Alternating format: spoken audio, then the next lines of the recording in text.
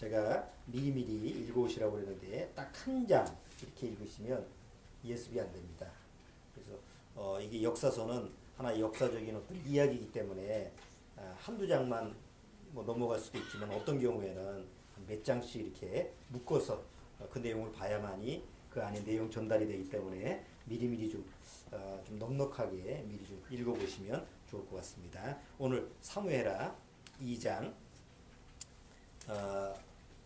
1절서부터 여기 조금 몇 절만 읽고 나머지는 기니까 한번 이따가 부분적으로 한번 찾아보도록 하고 꼭 안 읽으신 분 있으면 나중에 집에 가셔서 꼭 한번 읽어보시기 바랍니다. 2장 1절서부터 4절까지 같이 한번 읽어보겠습니다.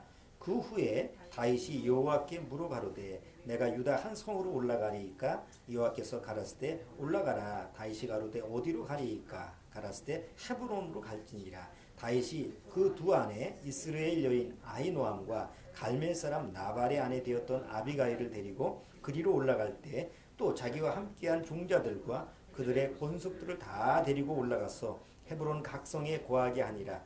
유다 사람들이 와서 거기서 다윗에게 기름을 부어 유다 족속의 왕을 삼았더라. 자, 이제 다윗이 사울이 죽음을 맞이하고 나서 이제 본격적으로 왕이 될 수 있는 기회가 주어졌습니다.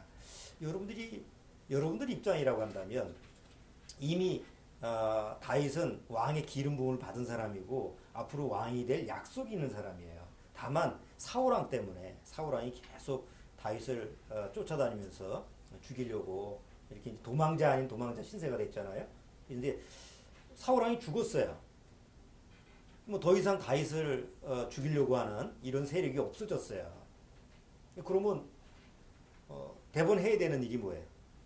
바로 가서 왕이 되면 되는 거죠. 예를 들어서 세상적으로 어떤 권력이나 아니면 세상 권세를 가지고 있는 사람이 경쟁자가 있어요. 경쟁자가 있는데 마침 경쟁자가 뭐 죽었든지 아니면 뭔가 이제 할 수가 없는 이런 상황이 되면 바로 가서 그냥 그 자기가 얻어야 될 자기가 취할 수 있는 권력과 권세를 얻으면 되는 거 아니에요? 여기 다윗도 우리가 육적인 생각으로 이렇게 생각해 보면 세상적인 차원에서 얘기해 보면 사울왕이 죽었으면 바로 왕이 되면 되는 거잖아요. 근데 여기 다윗은 여기 우리 본문에 읽었던 내용 중에서 다윗이 그 왕이 될 수도 있는데도 불구하고 바로 하는 행위는 뭐죠? 그러니까 하나님께 물어보는 그런 지금 일을 하고 있습니다. 이미 우리가 고난의 학교라는 초등과정에서 다윗은 묻고 응답을 받는 훈련을 받은 사람이죠. 그래서 다윗은 1차적으로 어떤 일을 진행을 할 때 항상 하나님께 물어보는 이런 자세가 되어 있는데 여기 이제 오늘 사무엘하 2장에서 사울이 죽은 다음에도 이제 왕이 될 수 있는 그런 지금 권력을 취할 수 있는 상황에서 하나님 앞에 물어보는 장면을 나타납니다. 그냥 다윗이 내가 이제 왕권을 받았으니까 제일 그 이스라엘의 왕이 돼서 내가 이 백성을 통치할 수 있는 그런 장소가 어딜까? 자기가 생각을 해서 괜찮은 장소 한번 가자. 그게 정해가지고 가면 되는 건데 여기 굳이 하나님 앞에 물어봅니다. 자, 그래서 하나님께 어떤 성으로 갑니까? 일단 지금 유다 자기의 유다 지파 안에서 지금 왕으로 지금 세워져 있으니까 유다가 있는 유다 지파가 있는 지역에서 아무나 갈 수는 없고 어디로 가야 됩니까? 그러니까 하나님이 헤브론으로 가라고 여기서 지시하죠. 만약에 묻지 않았다면 다윗이 하나님께 물어보지 않았다면 결국은 자기가 정하는 장소에 갔겠죠. 뭐 자기가 원하는 그 장소에 갔죠. 그렇지만 자기가 원하는 장소에 갔다고 한다면 사실 하나님이 원하는 뜻하고는 관계가 없으니까 또다시 수정을 해야 돼요. 그래서 일단 다윗이 하나님 앞에 물어봤을 때 결국 하나님이 또 원하시는 뜻에 맞춰서 이렇게 움직이는 모습을 우리가 보게 되는데 여기도 보면 구체적인 상황이 되죠. 그러니까 대략 내가 어디로 가야 되죠? 그러면 뭐 남쪽, 서쪽 이런 게 아니고 동서남북쪽이 아니라 하나님이 지정해 줍니다. 헤브론으로 가라. 그러니까 왜 헤브론으로 가라고 했을까요? 우리나라의 대통령이 되면 어디로 가야 돼요? 청와대로 가죠. 정원 장수 아닙니까? 그런데 저 어디 뭐 고양시청, 아니면 어디 동사무소 거기서부터 시작한다 그러면 말이 안 되는 얘기 아니에요? 다윗이 왕이 되었다고 한다면 적어도 왕 정도 권력을 가지고 있으려면 그만한 위치에 장소를 가야 되잖아요. 근데 헤브론은 시골 동네입니다. 지금 여기 유다 지파의 헤브론이라고 하는 지역은 그냥 무슨 예를 들어서 무슨 여기 어디 시청이나 시청 건물이나 도청 건물 이런 정도의 건물이 아니고 일종의 그 시골 면사무소, 아주 촌동네입니다. 굳이 왜 하나님은 이제 다윗이 왕이 돼야 되는 상황인데 헤브론으로 가서 이 통치를 해라. 왜 그 당시에 가장 한적하고 시골 동네 같은 그런 장소를 택해 줬을까? 여기 헤브론은 이스라엘 민족의 뿌리입니다. 아브라함이 가나안 땅에 처음 와서 장막을 쳤던 곳이 헤브론입니다.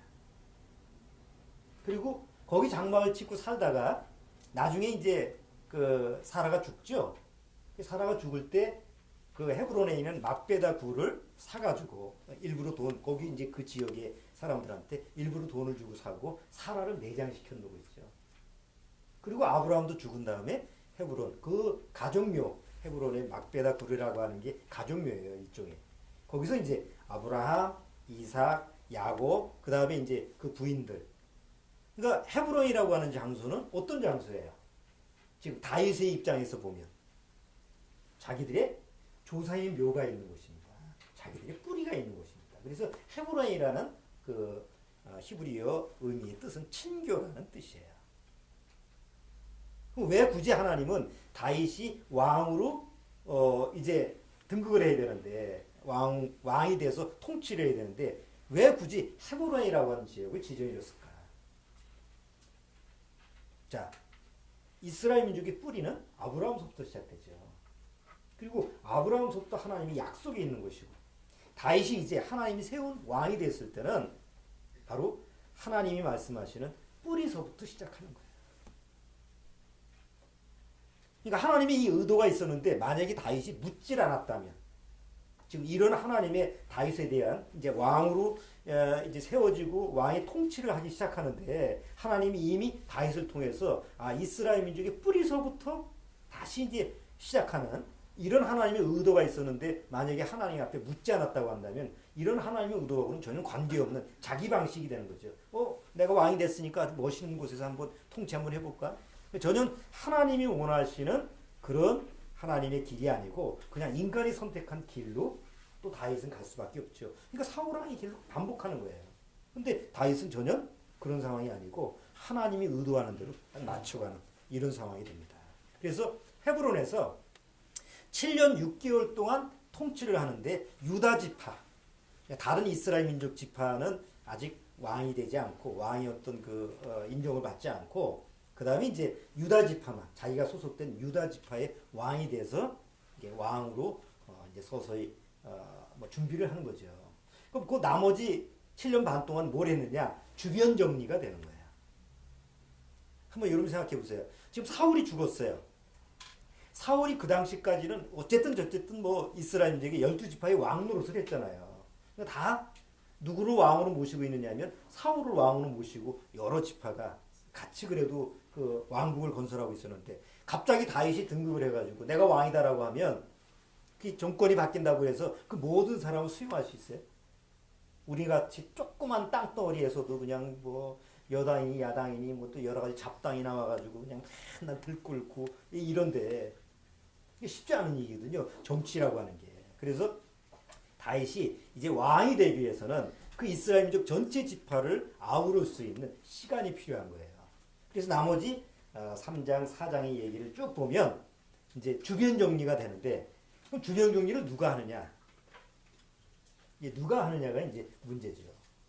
당연히 왕이 하면 우리나라의 왕 역사 여러분이 사극을 보면 주로 정권을 딱 잡으면 그 왕이 우리나라의 그 옛날에 보면 그러니까 네 가지 파가 있어가 노론, 소론 뭐 또 무슨 남인 북인 해가지고 막 정당 정파 싸움이 심했잖아요. 그러면 만약에 노론이 막 이렇게 세워졌다. 예를 들어서 영조 같은 경우에 노론의 힘을 얻어가지고 왕권을 입었어. 근데 너무 힘이 세니까 이거 맨날 쥐어 살아. 안 되겠다. 그래서 노론을 싹 죽여버리고 다시 소론한테 힘을 실어주고 일종의 탕평책을 하는 그게 정치력이잖아요.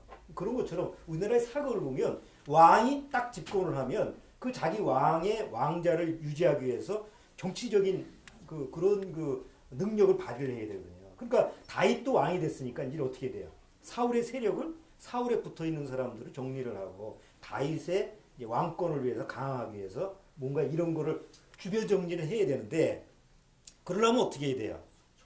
가장 중심적인 지역에 가서 정리를 해야 되는데 하나님의 일부러 가장 촌동네에 가서 헤브론이라는 지역에 다윗을 심어놓고 나서 나머지 주변 정리는 하나님이 하시는 거예요. 이게 이제 3장, 4장의 얘기예요. 자, 다윗이 왕이 됐다는 얘기를 딱 들으니까 사울의 사촌인 아브넬이 군대 장관이에요. 아주 강한 용사예요. 사울의 아들 이스보셋을 살아남은 아들 중에서 막내 이스보셋을 데리고 가서 이제 다음 왕을 세웁니다. 꼭두가시 왕을 세웁니다. 그래서 이스보셋을 왕 내가 세워줄 테니까 우리 갑시다. 우리 사울을 당신의 아버지 이후에 우리 왕국을 한번 세워서 다윗과 한번 맞섭시다 해가지고 갔어요. 그래서 나머지 이제 지파를 가지고 여기서 왕으로 하는데 다윗 밑에는 또 강한 용사가 있었는데 요압이라고 하는 조카예요. 원래 옛날 왕족은 다 이 사돈의 팔촌에 다 이렇게 연결돼 있어. 뭘 남 믿을 수 있는 사람이 자기 가족이지 어떻게 남한테 시켜요. 왕족은 다 그렇잖아요. 그러니까 다윗의 세력도 요압이라고 하는 삼촌과 이제 조카 사이가 되고 또 이스보셋은 아브넬이라고 하는 사촌을 통해서 이렇게 또 이렇게 정권이 이루어지게 돼 있어요. 거기서부터 이제 다윗은 왕으로 지금 7위를 하고 있지만 나머지 주변 정리는 이제 알아서 착착 되는 거예요. 아브넬이라고 하는 사람도 강한 용사고 장관이고 그 다음에 또 뭐죠? 요압이라고 하는 사람도 다윗 밑에 아주 강한 용사인데 어느 날 야 우리 한번 좀 부하들을 상대로 해서 한번 싸움을 시켜보자. 그래서 12명씩 뽑아가지고 한번 누가 좀 한번 세나 이렇게 같이 이제 팀을 이뤄가지고 싸운 거예요. 근데 그게 이제 혈전이 돼가지고 그냥 거기서 이제 소규모 전쟁이 일어나가지고 결국 다 죽고 죽이는 싸움이 이루어졌어요. 그래서 요압의 장군 밑에 있는 군인들이 아브넬 그 부하들을 싹 죽여버렸어요. 그 아브넬은 도망치는데 요압의 동생 아사엘이 이름이 많이 나와. 근데 잘 봐야 돼. 거기서 이놈이 저놈 같고 저놈이 저놈 같은데 어쨌든 역사니까. 그래서 요압의 동생 아사엘이 굉장히 발이 빠른 사람인데 요참에 내가 좀 공을 얻어야 되겠다. 다윗한테 좀 조금 좀 내가 인정을 받아야 했다 가지고 그냥 아브넬을 쫓아가는 거예요. 그러니까 아브넬은 너 쫓아오지 마. 너 자꾸 쫓아오다가 그러면 내가 요압하고 원수 사이가 돼. 그걸 바라질 않아서 쫓아가지 말라는데 길을 쓰고 쫓아가다가 아브넬한테 죽어요. 요압의 동생이 죽으니까 요압이 어떻게 생각해요? 저 아브넬 저 자식 언젠간 내가 원수를 갚겠다 해가지고 이제 원수 사이가 돼서 복수심을 가지고 있는 거예요. 그런 차에 또 어떤 문제가 생기냐면 그 아브넬이 이스보셋이 이제 그 왕으로 꼭두가시 왕을 세웠잖아요. 근데 이 아브넬이 꼭두가시 왕이니까 자기 마음대로 한 거라. 그래서 사울의 첩 중에서 하나를 취했어요. 그러니까 아들 이스보셋이 봤을 때는 안 좋죠. 아니 아버지의 첩을 갖다가 지가 뭐라고 취해. 그래서 뭐라고 한마디 했다가 아브넬이 저런 내가 왕으로 삼았더니 지가 나한테 이제 잔소리를 하네. 그래? 그럼 나 다윗한테 붙을 거야. 해서 이제 다윗한테 갔어요. 반역을 하고 다윗한테 가서 내가 하나님이 당신한테 왕권을 준 걸 내가 아니까 나하고 동맹을 맺읍시다. 그러니까 다윗 입장에서는 굳이 싸우지 않고 어떻게 오겠다니까. 그러니까 호의적으로 그래? 그러면 내가 받아줄 테니까 동맹을 맺자. 그래가지고 이제 동맹을 맺었어요. 동맹을 맺어가지고 잘 대접하고 갔는데 요압이 생각할 때는 말이 안 되는 얘기죠. 요압이 이제 삼촌한테 대든 거예요. 삼촌이 이럴 수는 없습니다. 저기 다 속임수지. 지가 와가지고 무슨 자 얘기를 해봐야 나중에 가면 다 정보를 빼기 위해서 그런 거예요. 그래가지고 이제 대적을 하면서 왕이 부른다고 해서 속여가지고 아브넬을 잘 불러가지고 원수를 복수를 한 거예요. 네가 내 동생을 죽였으니까 너도 죽어봐라 해서 아브넬을 죽여요. 그러니까 요압이 아브넬을 죽이는 거죠. 한번 생각해 보세요. 아무리 동맹을 했다고 해도 나중에 가면 사실은 뭐 한 번 배반했는데 그게 뭐 나한테는 유익이 될 수 있는 게 아니잖아요. 그래서 결국은 다윗의 손에 죽는 게 아니라 요압의 손에 죽습니다. 근데 다윗이 요압한테 뭐라고 그러면서 그 아브넬의 죽음에 대해서 아주 슬퍼해요. 그래서 장사를 잘 치러주고 그리고 아주 통곡을 하고 밥도 안 먹고 그러니까 아브넬을 쫓았던 이스라엘 민족 지파의 사람들이 다윗에 대해서 뭔가 마음이 바뀌어지는 거예요. 야, 이게 다윗이 죽인 게 아니구나. 그러면서 그 아브넬의 죽음에 대해서 저렇게 애통하는 왕의 모습을 보니까 우리가 좀 그 왕으로 모셔도 될 것 같다 하면서 마음을 돌이켜요. 이스라엘 지파의 마음을. 참 이게 육적으로 얘기하면 놀라운 정치력이에요. 그래서 그렇게 해서 사람의 마음을 사는데 자기의 손으로 피를 흘리지 않으면서 결국은 이게 자연스럽게 돼요. 그래서 나머지 지파 이제 이스라엘의 지파의 마음들을 이제 얻어서 하는데 이스보셋 아브넬이 죽었다는 소식을 듣고 이스보셋이라고 하는 그 꼭두가시 왕이 낙담을 하잖아요. 근데 그 밑에 있는 부하, 이 부하 보면 이름이 두 사람이 바나와 레갑이라고 하는 두 밑에 장수가 있었는데 안 되겠어. 저거 밑에 있다가는 안 되겠어. 그래서 다윗한테 붙자. 다윗한테 그냥 가면 안 되니까 이스보셋이 낮잠 자고 있었을 때 목을 쳐가지고 목을 가지고 이제 다윗한테 갔어요. 다윗한테 가서 내가 당신의 원수 사울의 아들 이스보셋의 머리를 가져왔으니까 우리를 받아주자고 하니까 다윗이 어떤 사람이에요? 정치적으로 얘기해도 말이 안 되는 얘기지. 저거 데려왔다가 저것들이 언제 내 뒷못을 칠지 모르니까. 그래서 전에 왔던 아말렉 족속처럼 감히 그 사울의 아들 이스보셋을 죽여. 그래서 이제 죽여버려요.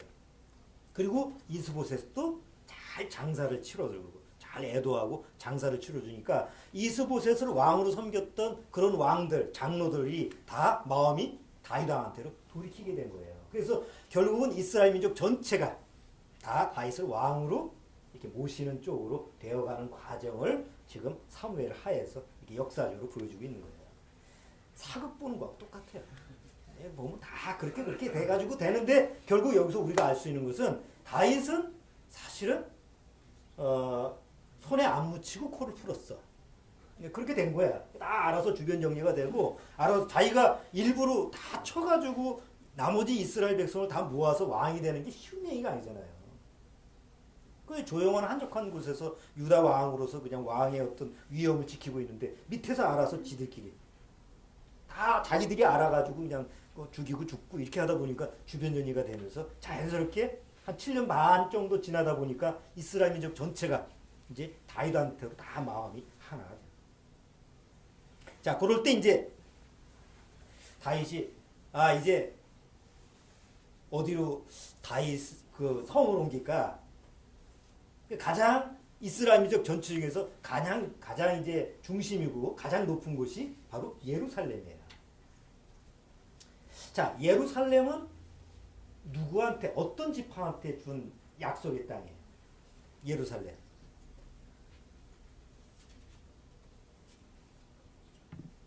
요수아한테 준 거죠. 유다 지파한테 준 거예요.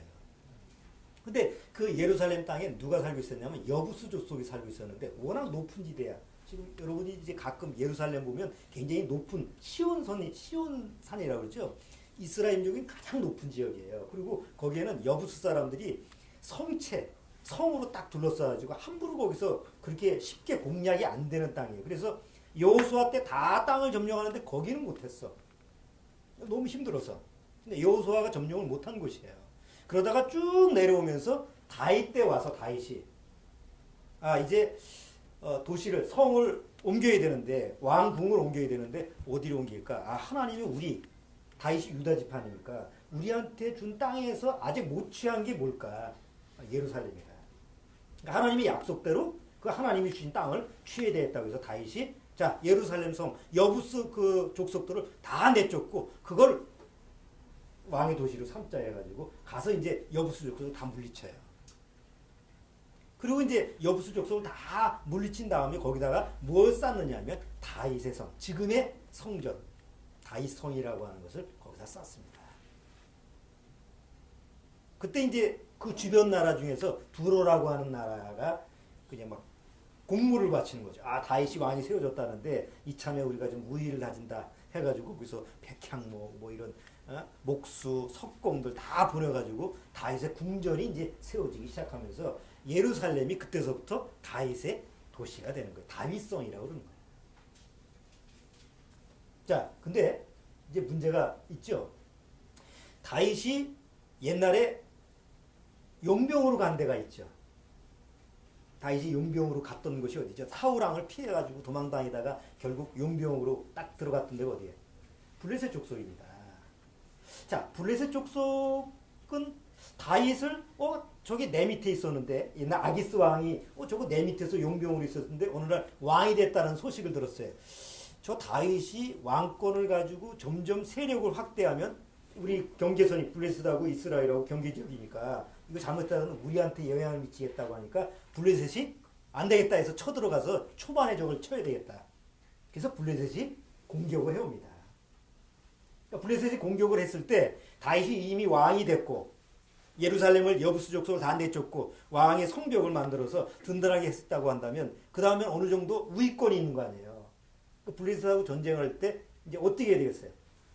저것도 완전히 그냥 한 방에 박살내야지 이래야 되는데 여기 다윗의 모습을 보면 또다시 하나님 앞에 물어보는 장면을 여기서 보게 됩니다. 자, 그걸 한번 보세요. 사무엘하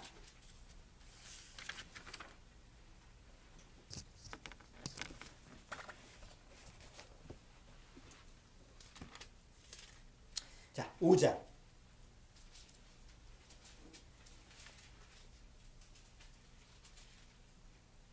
자, 5장 17절.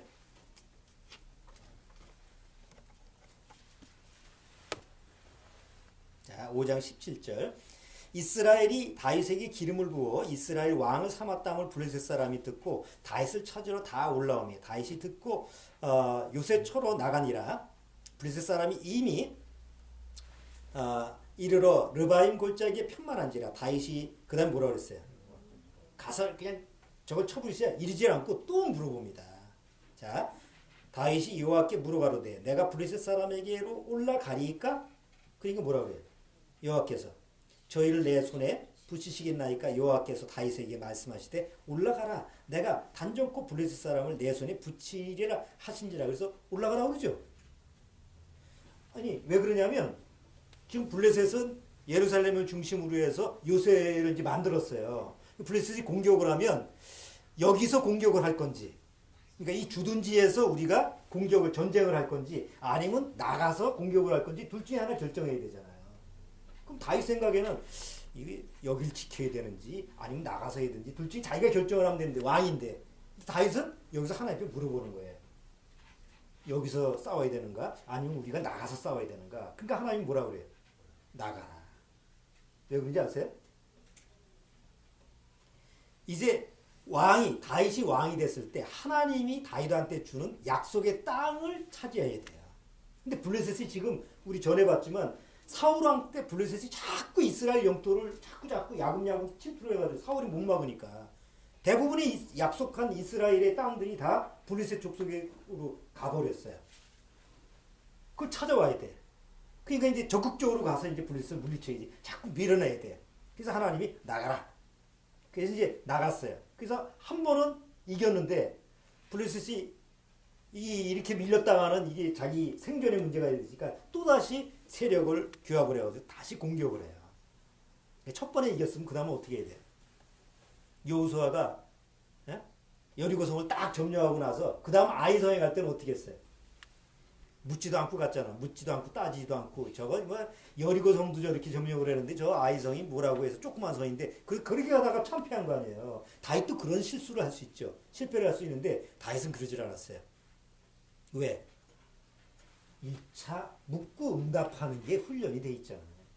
그래서 또 다시 물어보는 거예요. 그래서 두 번째 블레셋이 왔을 때 다시 보세요.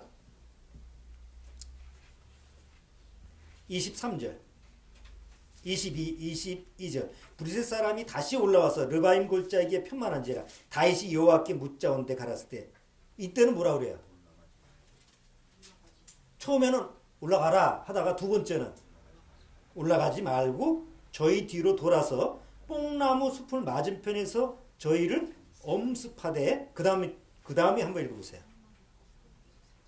뽕나무 꼭대기에서 걸음 걷는 소리가 들리거든 곧 동작하라. 뭔 소리가 들리면 움직이라고 그래요. 이게 바람 소리인지 뭔 소리인지 하여튼 뭔 소리를 들어야지 움직여야 돼. 이 소리를 어떻게 듣느냐. 자, 그래서 오늘 중등과정 6번째 과목은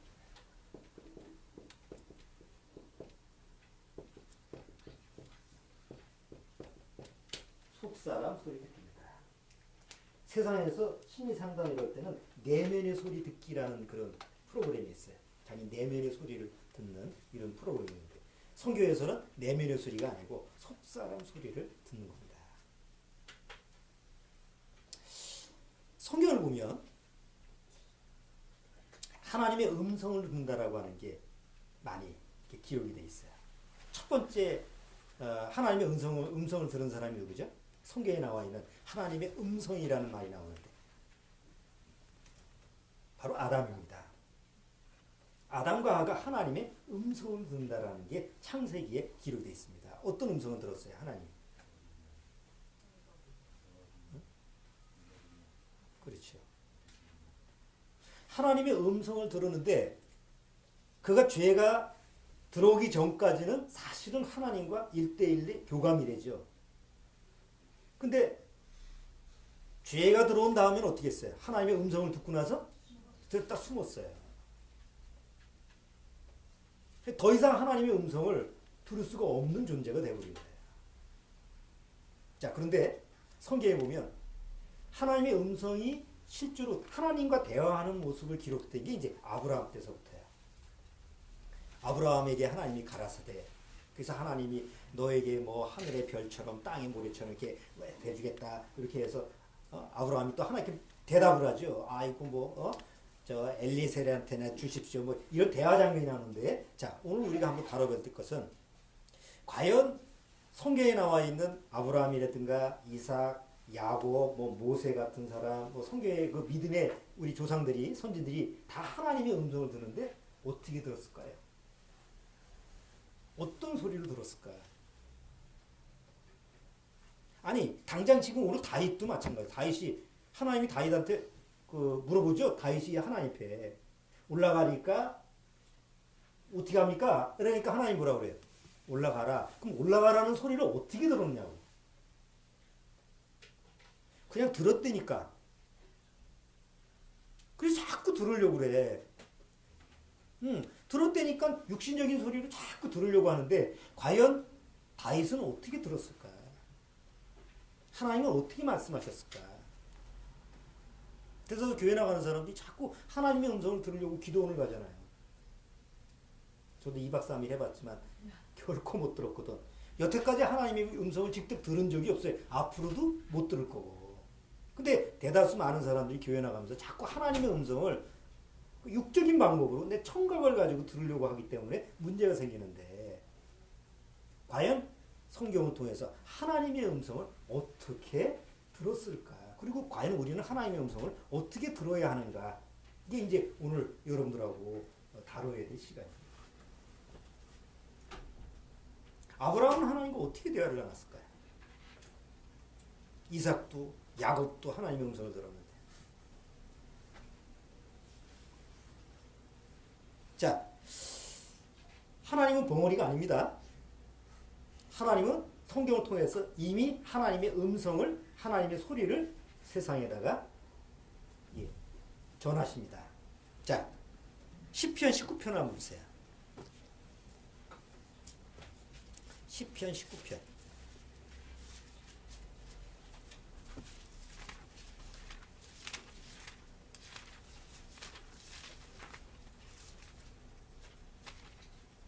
자, 시편 19편.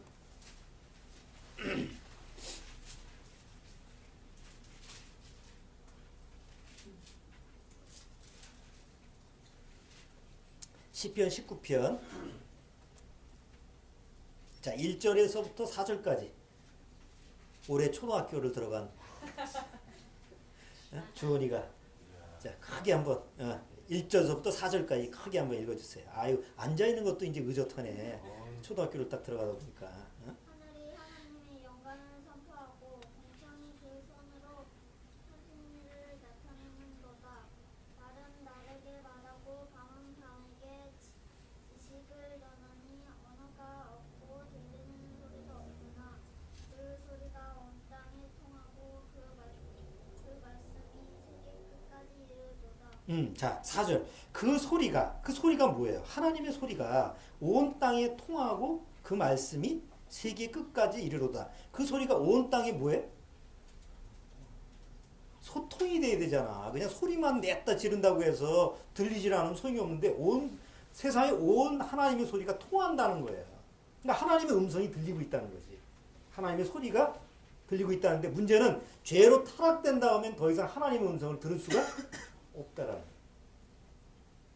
자, 하나님의 음성은 이 욥기에 보면 아주 기이하다고 그랬어요. 누가 그랬느냐? 엘리후가 그랬어요. 엘리후가 욥한테 얘기를 해주면서 하나님의 소리를 좀 음성을 좀 들어봐. 하나님의 음성은 아주 기이한 거야. 욥기 한번 찾아보실래요? 37장. 욥기 37장.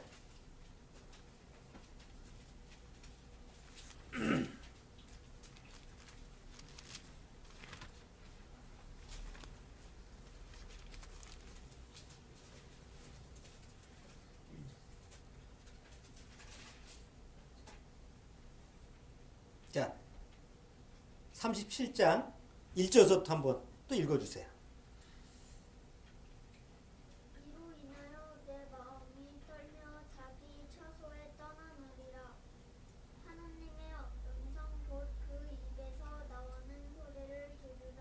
그 소리를 천하에 퍼지시며 번개의 빛으로 땅끝까지 이르게 하시고 그 후에 음성을 바라시며 우렁에 울리는 음성을 내시고는 그 음성이 들릴 때에 번개빛을 금치 아니하시느니라.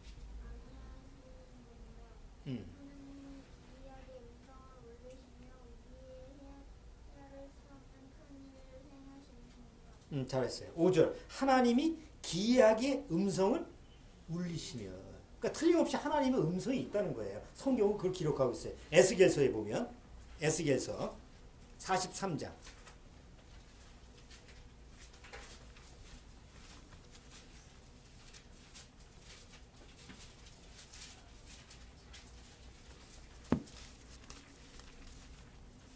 에스겔서 43장. 자, 그 2절에도 2절만.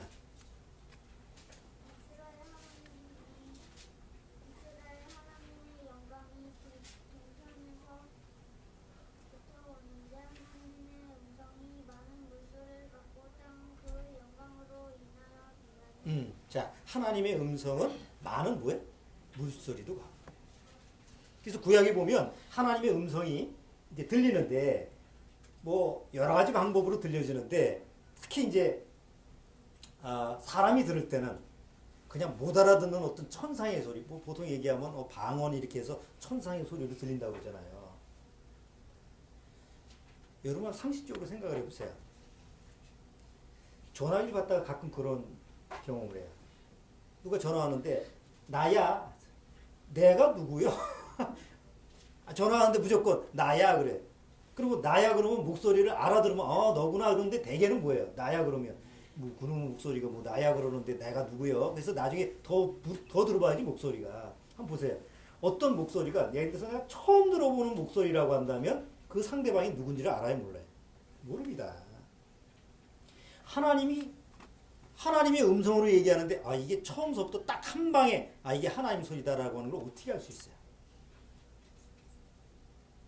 늘 우리말로 하다가 영어 못하는 사람이 늘 우리 한국말만 하는데 하나님이 영어로 나한테 무슨 계시를 줘. 그걸 어떻게 하냐고. 내가 언어를 하지 못하면.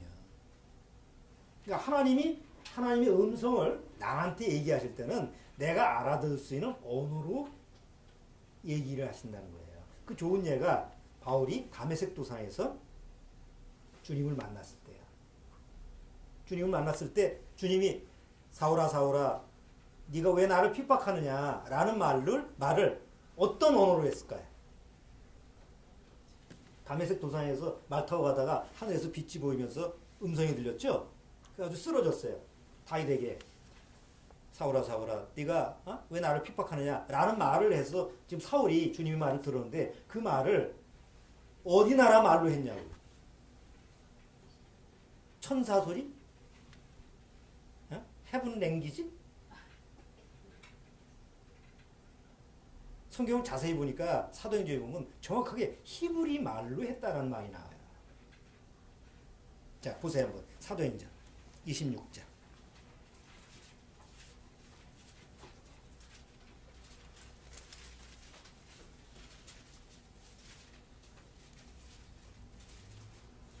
자, 사도행전 26장 13절.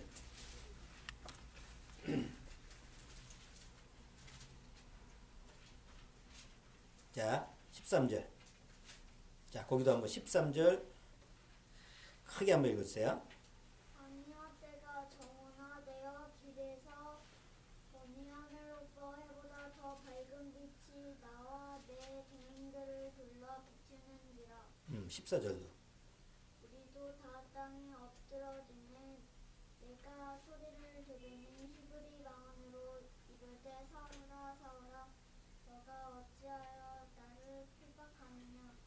가시체를 기발지라고 네가 내게 고생이니라. 여기 사울한테 주님이 어떤 나라 말로 얘기했어요? 히브리 말로 한 거예요. 그러니까 하나님의 음성이라고 하는 것이 보통 사람들이 생각하는 것처럼 무슨 희한한 소리로 들려지는 게 아니라 똑같이 내가 알아들을 수 있는 언어로 들려지는 거예요. 물론 뭐 아무한테나 이렇게 들려지는 게 아니고 하나님이 특별하게 계시를 할 때 필요한 사람한테 주는 거죠. 그래서 하나님은 어떤 방법이든 구약 시대에 보면 다양한 방법으로 하나님의 음성을 전해요. 환상을 통해서나 또 어떤 뭐 천사를 보내서나 아니면 발람 같은 경우에는 누구의 입을 통해서? 나귀. 짐승의 입을 통해서 나귀가 말을 하죠. 누구의 음성이에요? 나귀가 말을 하지만 하나님의 음성을 나귀를 통해서 발람한테 하잖아. 이렇게 여러 가지 다양한 방법으로 하나님의 음성을 표현하시는데 그게 구약이에요. 구약 시대. 그래서 구약 시대는 성경이 완성되기 전이기 때문에 하나님이 이렇게 필요할 때 여러 가지 방법으로 하나님의 음성과 하나님의 계시를 이렇게 개인적으로 전해요. 그리고 또 택한 사람으로 하여금 성경을 기록하기 위해서 그 사람들로 하여금 하나님이 택해서 하나님의 계시를 줘서 성경을 받아쓰게 하게 한 거죠. 자, 그런데 하나님의 음성, 하나님의 소리는 이렇게 엄연히 있는데 죄로 타락된 다음에는 다 귀머거리 독사한테 물려가지고 하나님의 음성을 들을 수가 있어요, 없어요? 없어요. 일단 듣기를 싫어하고 그리고 들려도 들을 수가 없고 귀가 닫혔기 때문에 모세 때 하나님이 이스라엘 민족이 광야에서 시내산에 이렇게 왔는데 하나님이 막 천둥과 번개를 통해서 그 이제 하나님이 계시다라고 하는 것을 이렇게 표현하죠. 이스라엘 백성이 다 떨었어요. 하나님의 그 직접 음성이 아니고 천둥과 번개 그런 소리를 듣고 나서 다 두려워서 모세한테 뭐라고 그래요? 우리 하나님의 음성 듣다가 다 죽겠습니다. 당신이 가서 들으세요. 그래서 모세는 하나님과 직접 대면해서 이렇게 대화를 한 그런 내용이 이제 출애굽기에 나오는데 어쨌든 구약 시대에 보면 하나님의 음성을 통해서 계속 하나님의 말씀이 주어지게 됩니다. 자, 그런데 예수님이 오시고 나서 하나님의 직접 음성을 다 들을 수가 없는데 예수님이 이 세상에 오셔가지고 하나님의 음성을 예수님의 입을 통해서 전하게 됩니다. 하늘에서 오신 예수님이 하나님의 음성을 육을 통해서 오셔가지고 직접 얘기를 하시는 거예요. 그러니까 예수님의 음성은 곧 누구의 음성과 누구의 소리예요? 하나님의 음성과 하나님의 소리예요. 요한복음 5장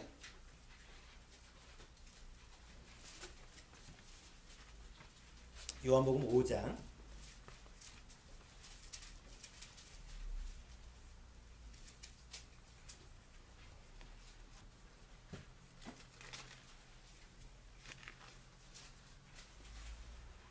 요한복음 5장 25절.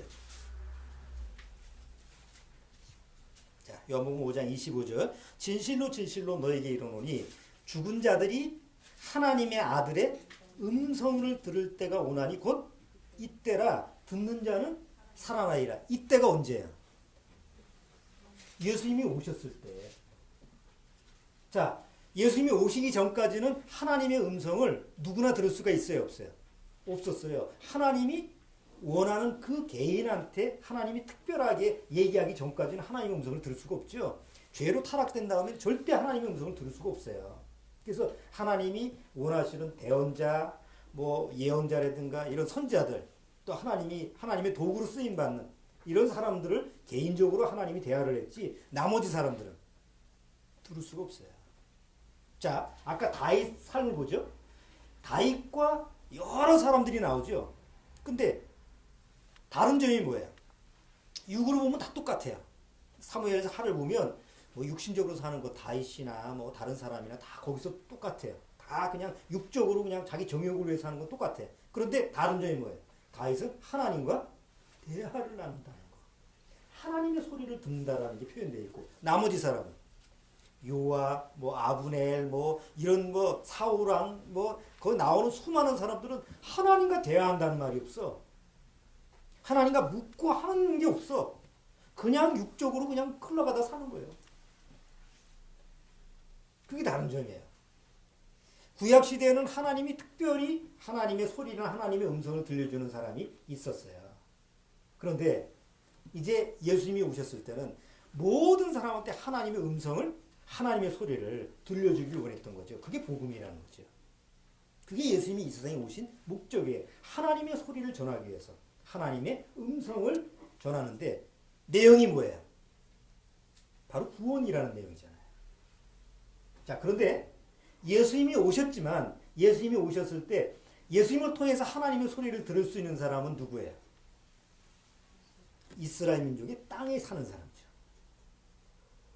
예수님이 육을 가지고 오셨을 때 예수님을 통해서 하나님의 소리를 들을 수 있는 사람은 예수님 근처에 있는 사람이죠. 예수님이 그 이스라엘 각 지역을 다니면서 복음을 전했을 때 그 장소에 와서 예수님의 그 음성과 소리를 듣고 하나님의 음성을 들을 수 있는 사람은 제한적이었어요. 그러니까 예수님이 오셨을 때도 하나님의 음성이나 하나님의 소리를 듣는다는 것은 아직 제한적인 거죠. 그리고 들어도 예수님이 아무리 예수님을 통해서 하나님의 말씀을 들어도 사람들이 그 예수님의 그 말씀을 들은 사람들이 받아들여야 안 받아들여요? 다 못 받아들였잖아요. 그리고 결국 나중에 예수님을 죽이죠. 지가 하나님이라고 한다고 하면서 오히려 하나님의 말씀을 못 알아듣고 결국 죽게 됩니다. 십자가에서. 자, 예수님이 십자가의 죽음으로 말미암아 뭐가 왔어요? 약속대로 성령이 왔습니다. 그럼 성령이 와서 이제서부터 그 성령으로 하여금 하나님의 말씀, 하나님의 음성과 소리를 듣게 하신 거예요. 그러니까 구약의 그 하나님의 음성을 듣는 법은 구약 시대에는 성경이 완성되기 전이기 때문에 하나님이 택한 제한된 사람이 하나님의 음성을 들었어요. 그러다가 예수님이 오셨을 때는 예수님이 입을 통해서 하나님의 음성, 소리를 들을 수 있게 했어요.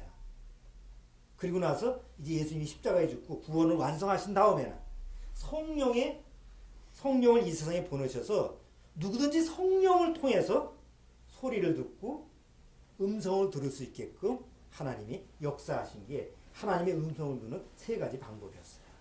지금 우리가 사는 시대는 하나님의 음성을 어떻게 들어요? 성령을 통해서만이 들을 수가 있어요. 구약 시대처럼 환상이나 계시 이런 게 없어요. 혹시 꿈꾸다가 뭔가 하나님이 나타나서 나한테 얘기했다. 그건 그냥 개꿈이요. 뭐 특별하게 하나님이 나한테 나타나서 뭐 이리 가라 저리 가라 뭐 이러질 않아 지금은. 다 그거는 사단이 하는 짓이지 하나님 결코 지금은 그런 시대가 아니야. 또 요즘 이단들이 나와가지고 내가 예수님이다라 가지고 지금 문선명도 그랬고 뭐 또 뭐 요새 나오는 사람들이 자기가 예수의 형상이라고 가지고 예수님의 말을 한다고 그러죠. 예수님이 이미 이 세상에 오셔서 예수님이 친히 그 일을 하시고 가셨기 때문에 더 이상 사람을 통해서 그런 일이 없어요. 지금은 성령을 통해서만이 하나님의 음성과 하나님의 소리를 듣게 하신 거죠. 자, 그럼 성령의 음성과 성령의 소리를 어떻게 이제 듣느냐예요. 산꼭대기 가야지 성령의 소리를 들을까요? 어디 기도원에 가서 기도원에 가야지 성령의 소리를 들을까요? 어떻게 들어야 될까요? 자, 첫 번째는 그러니까 반드시 구원받아야만이 가능한 얘기죠. 이제 성령을 통해서만이 하나님의 음성과 하나님의 소리를 들을 수 있으니까 성령으로 거듭나지 않으면 절대 하나님의 음성과 소리를 들을 수가 없어요. 자, 근데 이걸 한번 생각해 보십시오. 아까 우리가 찬송가 불렀는데 예수님이 어디 안에 있어요? 예수님이 내 안에 있어요. 나는 예수님 안에 있죠. 구원받으면 내가 그리스도 안에 있고 그리스도가 내 안에 있다라는 게 성경에 기록되어 있죠. 예수님이 내 안에 계시다고 한다면 예수님은 나한테 어디에서 말을 하는 거예요? 예수님이 내 안에 계시니까 내 속에서 얘기하는 거 아닙니까? 근데 예수님의 소리를 듣고 어디를 가겠다는 거예요? 성경의 원리대로 얘기하면 예수님이 내 안에 계셔. 그러면 예수님이 나한테 얘기를 하신다고 한다면 어디서 얘기를 해야 돼? 내 안에서 얘기를 해야 되는 거. 나도 예수님 안에 있으면 그 예수님 안에서 얘기가 되는 거지. 밖에 나갈 필요가 없잖아요. 어디 기도원에 가서 있는다는 것도 말이 안 되는 얘기고. 어디 특별히 어디 거룩한 어떤 지금 유명한 성전 교회라든가 아니면 유명한 장소에 가서 하나님의 음성을 듣는다는 건 말이 안 되는 얘기죠. 그러니까 결국은 하나님의 음성과 하나님의 소리를 듣는 것은 구원받은 다음에는 내면에서 그 소리가 있다는 거죠. 그래서 그게 내면의 소리인데 우리가 성경적인 표현으로는 뭐예요? 속사람 소리를 듣는 거예요. 문제는 구원을 받아도 이게 안 들려. 태어나서 지금까지 살면서 계속 청각적인 세상에 들려지는 소리에만 익숙해졌기 때문에 내면 이 속사람으로 오는 소리에 대한 훈련이 안 돼 있거든요. 그러니까 아무리 내 안에서 예수님이 계신다고 해도 예수님이 야야 아무 소리도 안 들려. 듣는 훈련이 안 되기 때문에 그래요. 그러니까 뭘 해야 돼요? 듣는 훈련을 해야 돼. 다윗이 요한께 물어봤어요. 그건 내면의 소리예요. 어떤 사람은 무식하게 다윗이 하나님께 물어봤다니까 틀림없이 점을 쳤을 거다. 그래서 빨간 돌, 하얀 돌. 이스라엘 민족은 하나님께 물어볼 때 제사장에게 하얀 돌, 우림과 둠림이 있었잖아. 그러니까 다윗도 그럴 거다라고 그렇게 생각해. 이게 이해가 안 되니까. 다윗은 내면의 소리를 지금 얘기한 거예요. 하나님 앞에. 갈까요? 그럼 하나님이 속사람으로 해. 가라. 올라갈까요? 아니 이번엔 가지 말고 대기하고 있다가 뭔 소리가 들리면 그때 움직여. 그 소리, 내면의 소리에 귀를 기울이라는 거예요. 그러니까 속사람의 소리를 들을 줄 알아야 돼. 그래야만이 하나님의 음성과 소리를 듣는 거예요. 이 훈련을 첫 번째 잘할 수 있으려면 성경을 계속 읽고 묵상해야 돼. 요한복음 5장 39절에 예수님이 너희가 성경에서 영생을 얻는 줄 생각하고 성경을 상고하거니와 이 성경이 곧 나에 대해서 증거하는 것이로다. 예수님이 친히 요한복음 5장 39절에 제자들한테 한 얘기예요. 너희가 영생을 어디서? 나한테 얻는다고 하지 않고 이 성경에서 얻는 줄 생각하고 성경을 네가 상고하지 않냐. 상고는 뭐예요? 읽고 묵상하고 그 성경을 통해서 늘 찾는 거예요. 그러니까 속사람의 소리를 들으려면 계속 하나님의 말씀인 성경을 매일 대화를 나누면서 성경을 통해서 그 내면의 소리를 훈련을 해야 돼요. 여러분들이 구원받고 성경을 보시면 그냥 보이는 건 까만 글자고 그냥 그 하얀 종이에다가 보이는 글자만 보인다고 한다면 구원받지 못한 사람이 보는 거예요. 근데 구원받고 성경을 보면 어떻게 해? 아, 그렇구나. 아, 그렇지. 하나님이 이렇게 말씀하셨구나. 아, 하나님이 이렇게 역사를 하셔서 이 사람한테 이렇게 얘기했는데, 아, 그것이 나한테 똑같이 들려지는구나. 그래서 그래. 자꾸 거기서 내 마음의 응답이 오는 거죠. 교감이 되는 거예요. 성경을 보면서 서로 교감이 되는 거예요. 그러니까 뭐가 되는 거예요? 아까 시편 19편에서 하나님의 소리는 온 세계에 뭐 한다고? 통한다고 돼 있잖아요. 성경을 보면서 통해야 돼. 그러니까 성경을 읽으면 아, 그냥 장수 넘기기 위해서 읽는 건 아무 소용이 없잖아요. 성경을 보다 보면 아, 그렇구나. 그래서 이런 말씀을 하셨구나. 그게 소리를 듣는 거예요. 그러니까 1대1의 성경을 대화를 통해서 하나님의 음성을 듣는 훈련을 매일같이 이렇게 해야만이 하나님의 음성, 하나님의 소리를 들을 수 있는 이런 능력이 생깁니다. 두 번째, 하나님이 세운 목사의 설교를 들어야 돼. 왜냐하면 성경을 보는 것은 한계가 있죠. 내가 성경을 보면서 깨달을 수 있는 한계점이 있어요. 더 이상은 못 깨달아요. 어디 연구한다고 해서 될 문제가 아니에요. 근데 하나님이 세운 목회자가 설교를 할 때는 오늘 사무엘하 2장서부터 5장까지 이렇게 쭉 제가 설교를 하잖아요. 그럼 여러분이 들으실 때는 그냥 볼 때는 성경을 볼 때는 뭐 이놈이 저놈을 죽이고 저놈이 저놈을 죽였다는데 뭐 시가 어떻게 돌아가고 막 그냥 정신이 없어. 이 이름도 잘 모르겠는데 뭐 왔다 갔다 하는데 정신이 없어. 근데 설교를 들어보면 뭐예요? 아, 그래서 그랬구나. 그래서 이놈이 이렇게 죽고 저놈이 저렇게 죽고. 근데 그게 하나님의 역사 속에서 다 이미 하나님의 계획 속에서 이걸 해주시기 위해서 그런 거. 이게 이제 마음속에서 들어오는 거예요. 마음에 들어온다라고 하는 건 통한다는 얘기고, 통한다는 얘기는 하나님의 음성이 들린다는 얘기예요. 그러니까 아무 설교나 듣는 게 아니고 하나님이 세우신 목회자의 설교를 들었을 때 그 하나님의 음성, 하나님의 소리를 듣는 훈련이 자꾸 돼. 아, 그렇지. 아, 이렇게 해서 하나님의 말씀이 이렇게 전달되는 거구나. 그럼 자꾸 이게 그렇게 설교에 익숙하다 보면, 훈련이 되다 보면 내가 성경을 보면서도 어느 날 더 깊이 있게 이게 통하게 되는 거죠. 세 번째가 뭐냐? 하나님은 구원받은 다른 성도들을 통해서 하나님의 음성을 들려줘요. 예를 들어볼게요. 아까 발람 같은 경우는 누구를 통해서? 구원도 관계없지만 바로 나귀를 통해서 하나님의 음성을 들려줬죠. 베드로가 이제 구원 받은 다음에, 성령 받은 다음에 사도 바울하고 이제 복음을 전하게 되는데 아직 이방인에 대해서는 베드로가 익숙지 않죠. 어느 날 이방인들이 식사 자리에 가는데 유대인들이 같이 와가지고 이거 잘못했다가는 유대인들한테 욕 먹겠다 해서 피했어요. 사도 바울이 그걸 보고 뭐라 그래? 베드로를 전체 모인 석상에서 세워놓고 네가 유대인답게 살지 못하면서 어떻게 이방인한테 아주 질책을 해요. 그 다음서부터 베드로하고 사도 바울은 원수가 됐다는 말이 성경에 있어요? 없습니다. 베드로가 그 바울이 지적을 들었지만 베드로가 그 말을 듣고 어떻게 들었어요? 아, 이게 하나님의 음성이구나.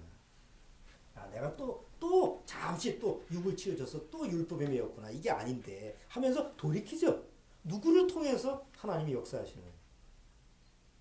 한 성도를 통해서 역사를 하는 거예요. 그러니까 구원받은 성도들끼리도 같이 교제를 나누면서 하나님의 음성을, 소리를 같은 구원받은 그 영으로 성령을 가지고 있는 구원받은 성도를 통해서 권면을 하게 되고 또 위로를 받게 하고 서로 교제를 하게 하는 게 그게 하나님의 음성과 소리예요. 그러니까 지금은 하나님의 음성과 소리를 어디 기도원 가서나 어디 산꼭대기에 가서 기도하면서 얻는 게 아니고 일단 성경을 통해서 매일매일 성경을 읽고 묵상을 하면서 하나님과 대화를 나누면서 소리를 들을 수 있고 매주 뭐 수요일이라든가 주일에 나서 목사의 설교를 들으면서 하나님의 음성과 소리를 접할 수 있고 성도끼리 교제를 나누면서 뭐예요? 하나님의 음성을, 소리를 들을 수가 있는 거예요. 그러니까 청각으로 듣는 게 아니죠, 지금. 뭘로 듣는 거예요? 내면의 소리를 듣는 거예요. 아, 그게 가능할까요? 여러분, 내 애가 처음에 말을 합디까 안 합디까? 애 낳고 나서. 응? 안 하죠? 그렇지만 아이하고 대화를 나눠요, 안 나눠요? 애가 말은 안 해도 내가 내 애를 안고 눈을 마주 보면서 뭐라고 그래요? 어쩌쩌 저쩌쩌 뭐 이렇게 막 얘기를 하죠. 그러면 못 알아듣는 것 같지만 아이하고 교감이 되잖아. 그럼 무슨 소리예요? 청각 소리가 아니라고. 내면의 소리라고. 야, 하물며 사람과 사람끼리도 아니면 짐승아도 뭐 개새끼 가지고도 뭐 서로 대화 나누고 개가 말을 못하지만 주인이 개를 가지고 무엇이 어쩌고 저쩌고 뭐 하면서 얘기를 하잖아. 그게 보이지 않는 내면의 소리를 가지고 사람들이 사실 응용을 하는 거잖아요. 근데 정말 구원받고 나서 하나님의 음성과 하나님의 소리를 듣는 것은 그게 이게 특별한 사람만 듣는 게 아니고 이미 이제 오순절 이후에 성령이 온 이후에는 이 세 가지 방법으로 하나님의 음성과 하나님의 소리를 듣게끔 하나님이 은혜를 베푸셨다는 거죠. 문제는 이미 밖에 가서 듣는 게 아니고 소리는 하나님의 음성과 소리는 구원받고 성령이 내 안에 오고 예수님이 내 안에 있으면 그 소리는 어디서 들리는 거예요? 속사람, 내 안에서 들리는 거지 외부로부터 들려지는 게 아니에요. 근데 자꾸 귀를 어디다 갖다 해. 자꾸 외부에 자꾸 그러니까 정작 속에서 자꾸 내면에서 하는 소리는 못 듣고 그러니까 헛소리만 듣는 거고 그냥 이상하게 쓸데없는 소리만 듣는 거예요. 구원받지 못한 사람이 엄한 대로 돌아다니는 게 그거예요. 구원을 받았다가 하면서 어느 날 보면 곁길로 가는 사람의 그 내면을 보면 자기 안에 정말 구원받았다면 자기 안에 속사람을 통해서 나오는 소리를 조금씩 들어가면서 처음에는 좀 어리더라도 성장이 어리더라도 나중에는 내면에 내 안에 예수님이 계시는데 예수님 말씀을 통해서 이 역사하시는구나. 이게 이제 들을 때가 오는데 구원이 아니면 그게 안 돼. 절대로. 안 되니까 결국은 안에서 소리가 없으니까 밖에라도 소리를 들어야 되잖아요.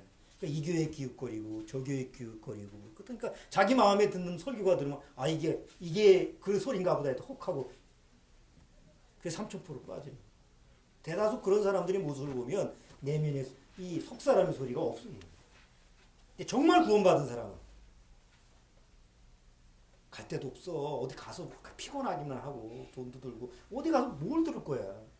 그리고 혹 듣는다고 쳐도 그게 하나님의 소리인지 아니면 사단의 소리인지 어떻게 구별할 거예요. 그렇잖아요? 난 그게 신기해.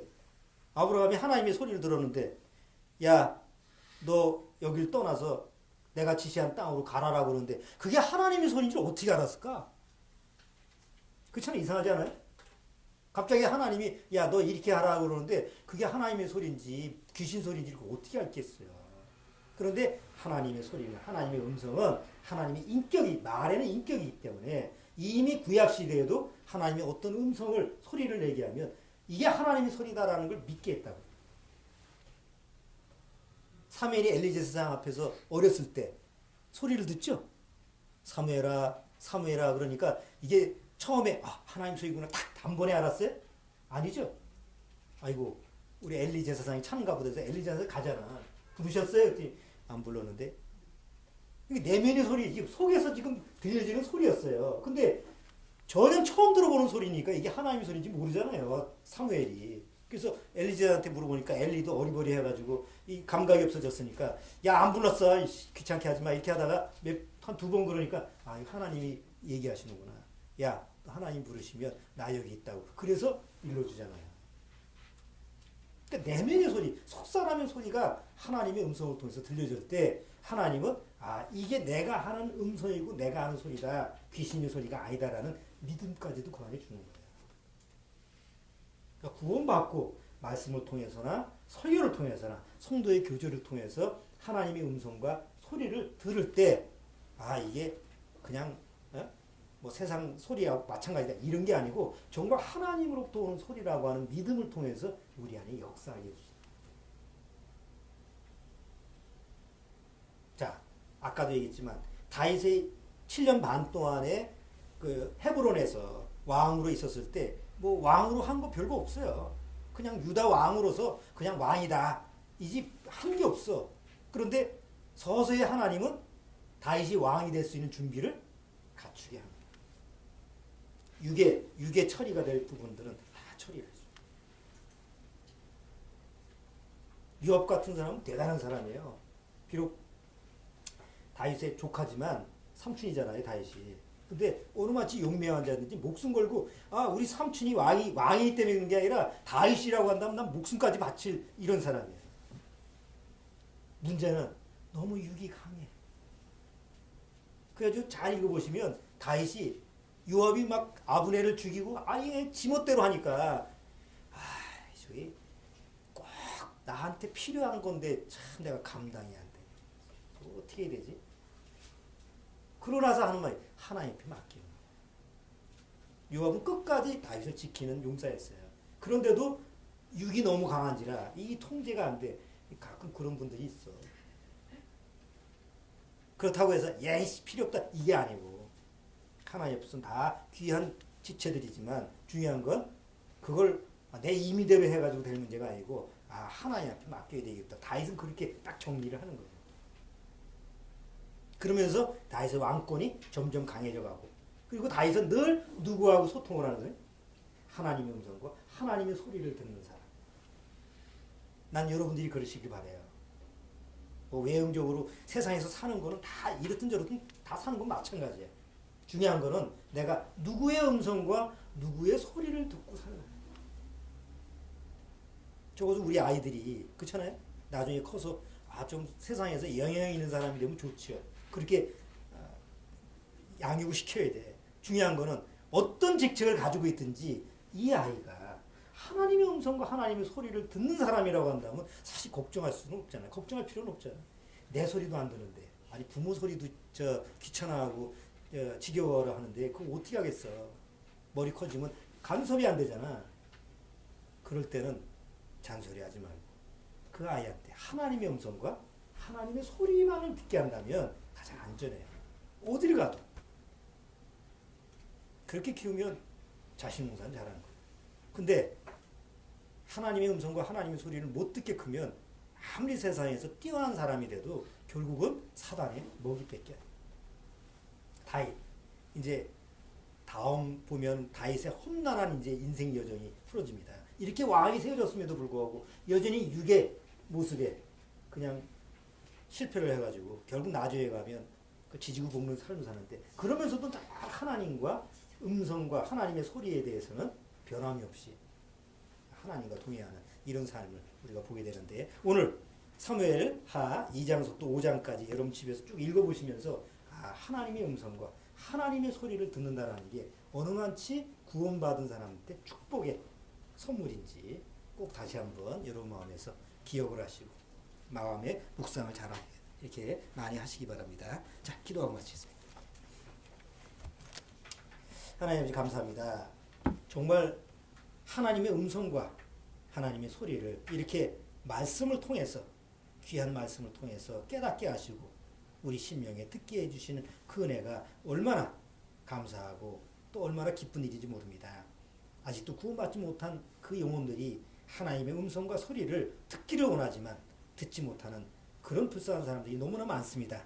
그들한테 정말 하나님의 음성과 생명의 소리를 듣게 해주기 위해서 우리가 그 역할을 하지 않으면 절대로 그 일은 일어나지 않는 줄 압니다. 먼저 구원받은 우리가 하나님의 음성과 소리에 귀 기울이고 그 하나님의 음성과 소리에 늘 우리 심령이 충만해 있다면 아직도 하나님의 음성을 듣지 못한 그 어리석은 심령들에게 귀한 하나님의 소리를 전파할 수 있을 줄 압니다. 그 일을 위해서 우리가 이렇게 같이 모였사오니 주님이 늘 함께하여 주옵소서. 예수님의 이름으로 기도드리옵나이다.